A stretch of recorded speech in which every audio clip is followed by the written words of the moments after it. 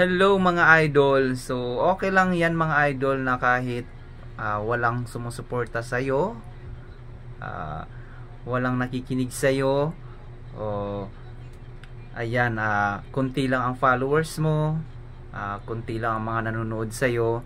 So tiyaga lang po tayo dahil nga pinasok mo yung pag-content creator or pagiging vlogger dito kay Facebook. So tiyaga lang tayo mga idol kasi tayo ay nag-uumpisa pa lamang, talagang ganyan po mga idol. Lahat naman tayo ay nag-uumpisa sa wala kumbaga.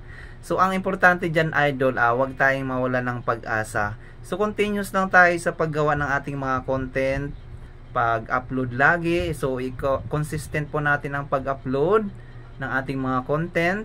Kailangan mga original content at syempre mga interesting content ang ating mga gagawin para madali tayong mga pansin ng ating mga viewers, na ayan, para mapalo tayo ng ating mga viewers. Pagandahin natin yung mga ginagawa nating content, ayan, at i-enjoy lang po natin. Yun po ang pinakamahalaga mga idol. Ayan, nabubulol na tayo. Yun po ang pinakamahalaga idol, na ayan, i-enjoy lang natin at wag nating madaliin kasi dito kay Facebook, sa dami ba naman na dito ng mga nagko-content, hindi tayo basta-basta mapapansin dito mga idol.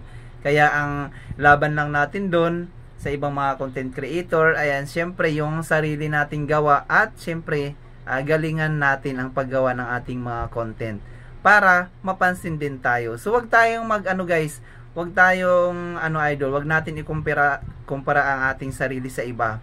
So halimbawa may makita ka doon na maraming followers. So ayan guys, wag tayong magmadali. Kumbaga, nakikita natin na marami ang followers nila.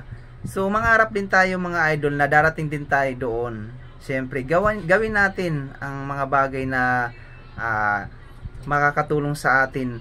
At siyempre mangarap tayo na with or kasama ang paggawa siyempre, para maabot natin ito mga idol. At siyempre kung kayo ay may mga bashers, ayan, so wag nating patulan ng ating mga bashers mga idol. Hayaan lang natin sila dyan.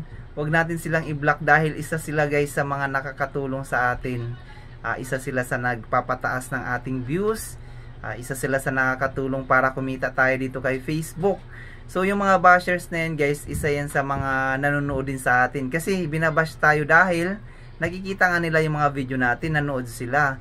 So ang gawin natin guys, yung mga bashers, gawin nating inspirasyon para tayo ay mamonetize or para kumita tayo dito kay Facebook. So ganun lang mga idol ang maipapayo ko sa inyo.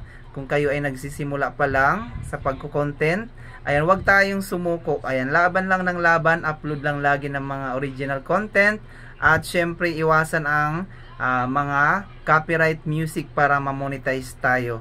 At syempre ayan, tiyaga lang mga idol at wag magmadali, i-enjoy lang. At yun mga idol, mamonetize rin kayo dyan.